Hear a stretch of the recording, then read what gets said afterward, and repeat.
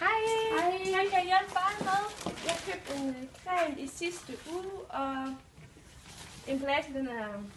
Der var et eller andet galt med, fordi da jeg åbnede den, der var cremen sådan helt ulækker klam, og Ja. så var det dumt, om noget den kunne byttes, eller Ja, få penge jeg kan tilbage. lige prøve at kigge på den. Har du en kvittering med på den?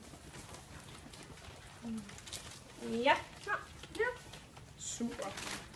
Jeg kan godt se, det er ligesom om den er lidt ødelagt her. Det er selvfølgelig ikke noget, at du kan gøre noget ved. Jeg kan tilbyde dig at få en ny creme, den samme creme, eller at du kan få pengene retur, hvis det var noget.